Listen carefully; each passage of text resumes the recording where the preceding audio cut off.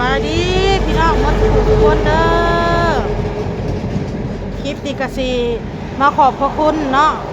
FC หรือว่าผู้ใหญ่ใจดีเพิ่นอุดหนุนอ้นน้อยกับแม่น้อยเด้อพี่น้องเด้อเพิ่นโอนเงินมาอุดหนุน350 บาทอันนี้ก็ขอบมกขอบใจขอบพระคุณหลายๆขอให้เอื้อยเพิ่นมีสุขภาพร่างกายแข็งแรงขอให้เพิ่นมีแต่ความสุขความเจริญเด้อขอให้พี่เดินทางไปไสก็ให้ตลอดปลอดภัยปีใหม่ผ้าใหม่แล้วถูกหวยรวยเบอร์ขอให้โชคให้มานขอให้เฮงๆเด้อเอ้ยเด้อขอบพระคุณหลายๆเนาะเพิ่นบ่ให้เอ่ยน้ำเพิ่นอยู่กทมเด้อพี่น้องเด้อเอ้ยเพิ่นก็ทมบ่ประสงค์ออกน้ำเพิ่นว่าขอบพระคุณหลายๆเพิ่นอุดหนุนแม่เนาะไข่น้ำแม่น้อย100แล้วก็อุดหนุนอ้น100ยังเหลือ150เพิ่นให้อ้นไปซื้อเป๊ปซี่ตุกไงตุกนึงตุกเดียวเพิ่นว่าลิตรนึงตุกละลิตรนั่นแหละเอาไปให้หลาก็ต้องคิงเนาะพี่น้องเนาะให้หลาก็ต้องคิงให้ครับลูกเพิ่นได้กินกันเด้อเพิ่นว่าจากที่อ้นขายของไปนี่กะประมาณ5 กิโลหรือ6 กิโลอย่างเงี้ยเนาะพี่น้องเนาะส่วนที่เหลือ150ซื้อเป๊ปซี่ตุกนึงแล้วเพิ่นให้ค่าน้ำมันลดค่ารถเด้อเพิ่นว่าเด้อพี่น้องเด้อแต่ที่จริงน่ะอ้นก็บอกพี่เพิ่นไปแล้วบอกเอ้ยเพิ่นไปแล้วว่าเงินที่เพิ่นให้อ้นมานี่นะอ้นที่แรกเพิ่นให้อ้นน่ะ50 บาทค่าน้ำมันลดเติมน้ำมันลดเพิ่นว่าแต่อุดหนุนแม่น้อย50 บาทก็ได้น้องอ้นเนาะอ้นก็เลยว่าที่เอ้ยเพิ่นอุดหนุนอ้นนี่ก็ถือว่าดีนั่นแหละดีแล้วเนาะสำหรับอ้นนะเพิ่นอุดหนุนเฮาก็ถือว่าเฮาก็ได้ขายของแล้วก็ถือว่าเพิ่นก็เอาไปให้เอื้อยให้ร้านเฮากินนะอ้นก็เลยว่าบ่ให้อ้นก็ได้บ่เป็นหยังเงินเนาะ50 บาทหันอ้นก็เลยว่าซื้อเป๊ปซี่100แล้วให้อุดหนุนแม่น้อย100แล้วก็อ้น100เพิ่นก็ว่าแล้วแต่อ้นแล้วบัดนี้เพิ่นก็เลยว่าย่าน้องอ้นมีแต่อุดหนุนเจ้า100แม่น้อย100แล้วก็จะซื้อเป๊ปซี่ตุกเดียวซะตุกเดียวไปให้น้องคิงกับแม่หลากับนางหลาเราว่าน้องพี่น้องเนาะอ้นก็เลยส่วนที่เหลือก็เก็บไว้เป็นค่าน้ำมูกน้ำมันเจ้าเก็บไว้เพิ่นว่าก็ขอบมุกขอบใจหลายๆเด้อเอ้ยเด้อขอบพระคุณหลายๆที่จริงนะอ้นก็บ่ได้เอาเงินที่เพิ่นให้ดอกพี่น้องเงินค่าน้ำมันรถน้ำมันรางนะเพราะว่าเฮาก็บ่คิดว่าสิเสียหลายปานนั้นเมื่อหลายปานนั้นดอกเบิ่งนอกไว้ลูกไว้รถไว้นอกเอามา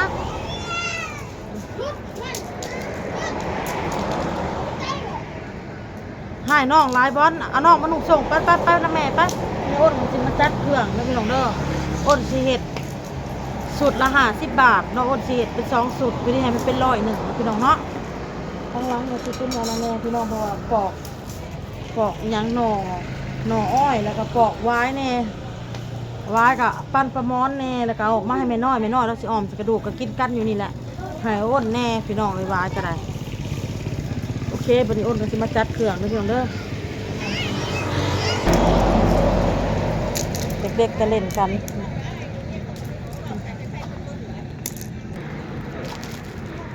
อ้นก็สิจัดพี่น้องจัดเอาแจ่วอันนี้ให้เราแจ่วกินกับลูกชิ้นมาก่อน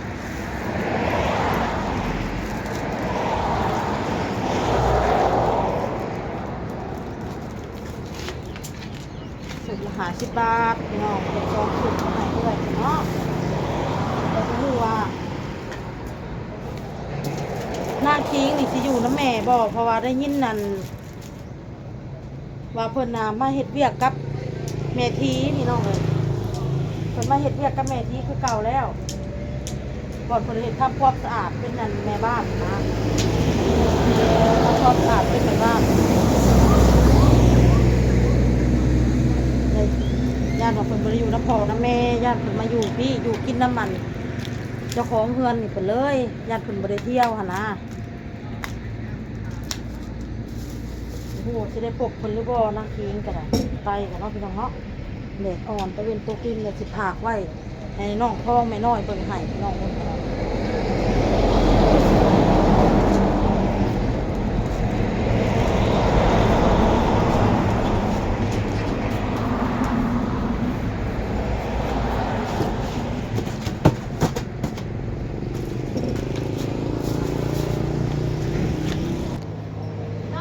ผัด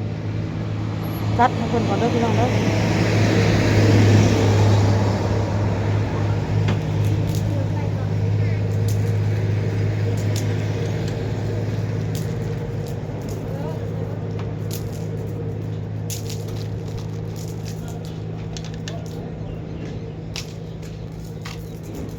เอื้อยเพิ่นเลยพี่น้อง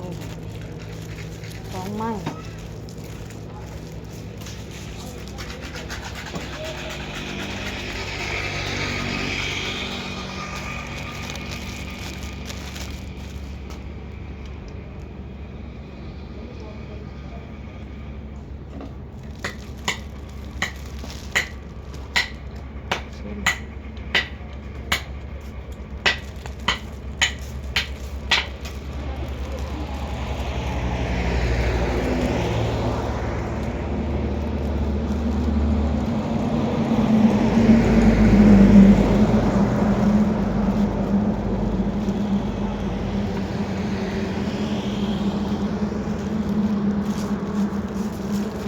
จากหัวใจแล้วจะกลับอันนี้น้องถึงเนาะเห็ดสุดละ50ให้เพื่อนพี่น้องมาลูกมาได้เรียบร้อยแล้วมีแต่ว่าอ้นสีไปแหว่ซื้อเป๊ปซี่พี่น้องเลยอ้นสิไปแหว่ซื้อเป๊ปซี่ทุกอย่างทุกหนึ่งแล้วก็สิซื้อน้ำแข็งน้ำเนาะจากถุงหนึ่งมาให้ทุกคนละลายทุกคนอุดหนุนเฮาประกาศดีแล้วเราคุณว่าที่คนอุดหนุนเฮาน้องเลยผักร้านให้เฮาไปกับแป๊บเดียวนึงดอกพี่น้องมีไข่ลูกของแม่น้อยเด้อพี่น้องเด้อนี่ดิไข่ลูกของแม่น้อย100แก้วเอาใส่แล้วจะไปส่งเบิ่งห้านให้หน่อยเด้อโอเคสบายดีพี่น้อง ไปส่งก่อนไปส่งเครื่องเจ้าคงได้ถึงแล้วเราได้ครบแล้วแจ้งเรียบร้อยแล้วเฮาเฮ็ดสุดละลูกชิ้นกับฮอทดอกนะ50 บาทจามนะ50 บาทเฮาเฮ็ดพอดี100แล้วก็สิไปแวะซื้อเป๊ปซี่ซื้อน้ำก้อนอีกขอบคุณหลายๆเด้อขอบคุณขอบใจหลายๆให้นับด้วยเนาะโศกหายมานอยู่ดีมีแห้งถูกหวยรวยเบอร์โอเคขอกลับไปกับลูกๆข่อยนี่แหละเบิ่งห้านให้เด้อไปไว้ของประมอนหมัด1ให้เด้ของอันน่ะค่ะเจ้าค่ะเจ้าเราไปเอารถนั่นเราออกมานี่ว่าของเฮานะตัวใดอันนี้ตัวนี้ก็ได้ปอกรถนี่7 ลำมาเด้อพี่น้องมันนี่มาฮอดเฮือล่าเลยเด้อบัดนี้โอ้ปั๊มว้าจ้าจีโอ้ลงไหมเฮ้ยโอ้ลงไหมลูก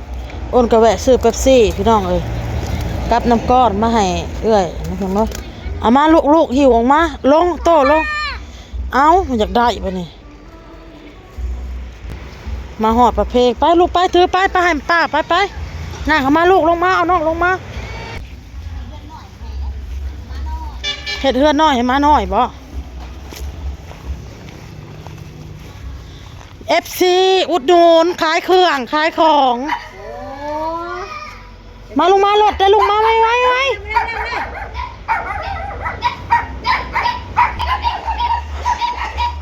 โอ้มาน้อยก็เห่าไปแถวพี่น้อย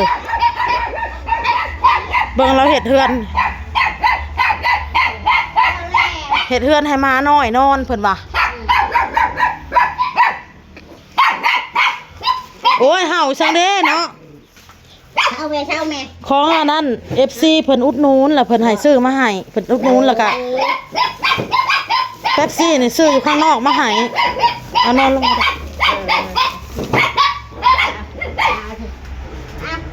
มาฮอดล่ะอะไรพี่น้องเลยสบายดีพี่น้องจะหักทุกคนเนาะประเทศน้องอ้นกันแล้ว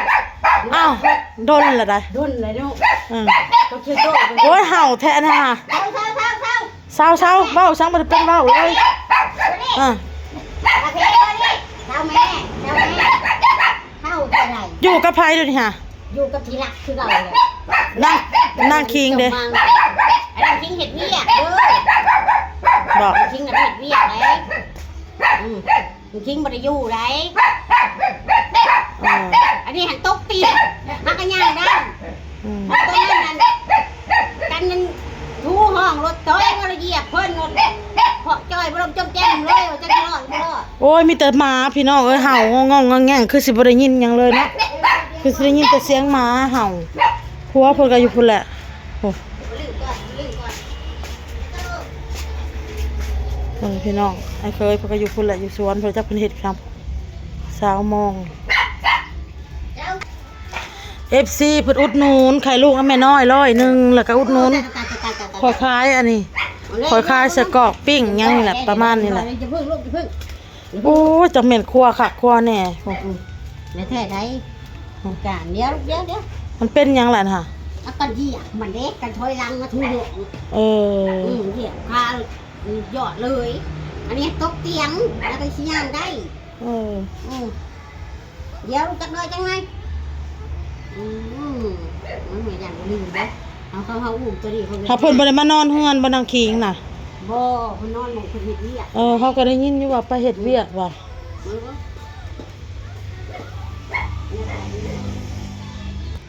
เขาบ่ได้มานอนพุ่นกินอยู่พุ่นเลย แม่ โตอยากได้หมาบ่ลูก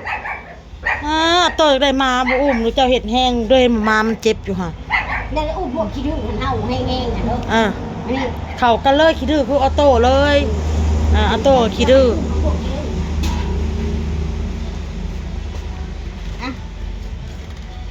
แต่ก็เรียกนี่ไงอยู่นิ่งๆอยู่นิ่งๆเด้ออย่าหายเด้อเครียดเด้อ โดนเติบเลยได้พี่น้องอ้นบ่เห็นล่ะค่ะ คนอะไรพี่น้องเอ้ย พุ่นแหละแต่มาเบิ่งกันเบิ่งพระอีเบิ่งหม้อน้ำลาวแต่พุ่นแหละเนาะ เดือนนี่เนาะ แต่มาพร้อมมิ้นนะตอนนั้นเด้ แม่นแหละ หลายเดือนแล้วพี่น้องเอ้ยประมาณ5-6 เดือนแล้วบ่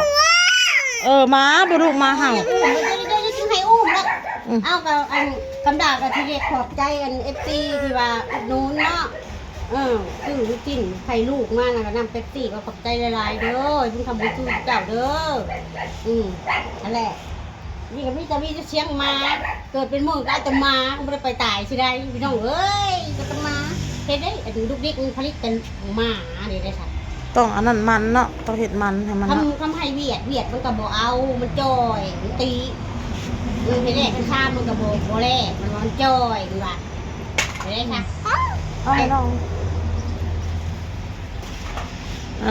ขอบใจเพิ่นผู้รักผู้ใหญ่กะเราก็อยู่เฮือนน้ำพัวเรานี่แหละล่ะเราก็บ่ได้ไปไสดอกพี่น้องเอ้ย ไปใส่บ่ได้เฮ็ดตอนยามหาอยู่หากินกับไปแม่นบ่ไปอยู่ที่หาอยู่หากินแต่มองอยู่หน้าแล้วขอบใจให้เพิ่นโชคเพิ่นมานเพิ่นร่ำเพิ่นรวยกว่าเก่าผู้เพิ่นซอยเพิ่นสู้เพิ่นให้อยู่ให้กินเพิ่นอุดหนุนเฮาก็ได้พี่น้องเอ้ย เป็นแม่ค้าจำเฮ็ดไปเลยเนาะ เฮ็ดไปพอได้ให้ลูกกินนี่แหละพี่น้องให้เคยก็ได้เฮ็ดหยังแหละนี่ค่ะไปใส่หม้อดูไปเอาไผมาบัดเอาไผลูกบอกเลยว่าได้ล่ะคนนั่นบอกบ่รู้บ่ฮะตั้งเลยมันก็สิค่ำสิมืดแล้วอ้นก็สิได้กลับได้พี่น้องเอ้ยจะมีผักแพรวบ่มีจ้านะเบิ่ง บอสไปเก็บลูกสิบ่แล้วแม่น้อยแล้วว่าเราอยากขอซื้อขอปันน้ำบ่แล้วว้าวมาเอาทางยางซื้อพอได้กินกับไข่ลูกเพราะว่าลูกค้าก็ถามหาผักแพรวมีผักแพรวบ่ผักแพรวบ่อยู่บ้ากันลกออกลายตึ้งได้คือลกออกอันนั้นเนาะพื้นที่มันแคบแต่เสียดายเด้อเนาะลกทิ่มคนละลูกมาหาบ่เลยอย่าอุ้มมาบ่มาจับมาจับเอาบ่ลูกใส่จะลกทิ่มติโอ้ยแต่เสียดายเด้อเนาะโอ้ยผักแพรวมันบ่หลายยาและล่ะซับนี่นึงมันเก็บแล้วก็ลายก็ลูกออกไก่กับพวกไก่ลายเด้ไก่มันตะเหล่ลายเด้มันซ่าปลูกยังก็บ่พอสิเป็นมันซ่าโอ้ยมันง่ายบ่ยาแล้วอันนี้หามันบ่ได้ลายไว้อันน่ะซะเดี๋ยวมันลายเสือลายเต็มอยู่แค่นี้แหละลูกออกแล้วก็งามนึงคนก็มาฮอดเฮือนแล้วบัดนี้พี่น้องน้องออโต้ก็รับมานำทางเลยพี่น้องพวกนอนพี่น้องออโต้รับเอาลูกเข้ามานอนแล้วอ้นก็สิ ออกไปขายของต่อเด้อพี่น้องเด้อจะออกไปขายของต่อเพราะว่าน้องคิงหั้นเราบ่อยู่เราไปเฮ็ดเวียกพี่น้องเฮ็ดแล้วเราบ่ได้เที่ยวเราไปอยู่ไปกินไปนอนอยู่พุ่นเลยกินอยู่น้ำเพิ่นน้ำเนาะพี่น้องเนาะบ่เพิ่นเคยเฮ็ดนั่นแหละน้ำเมทีอยู่ตลาดนั่นแหละเนาะพี่น้องเนาะเราเคยเฮ็ดเราก็ไปเฮ็ดอยู่หั่นเลยบ่ได้พบน้องคิงก็เลยบ่ได้เห็นแต่ผัวหล่าก็หล่าเนาะพี่น้องเนาะคลิปนี้อ้นก็ขอบมกขอบใจเนาะผู้รักผู้ใหญ่ที่เพิ่นอุดหนุนเฮาขอบพระคุณหลายๆแล้วก็ขอบมกขอบใจ FC มาจากทุกคนพี่น้องที่ให้กำลังใจเด้อพี่น้องเด้อเบิ่งคลิปให้แต่ต้นจนจบพี่น้องสิปีใหม่แล้วก็ให้โชคให้มานให้ร่ำให้รวยมาจากทุกคนเอาอ้นก็ลาเลยพี่น้องคลิปนี้ก็ได้พ่อก็คลิปหน้าพี่น้องสบายดีบ๊ายบาย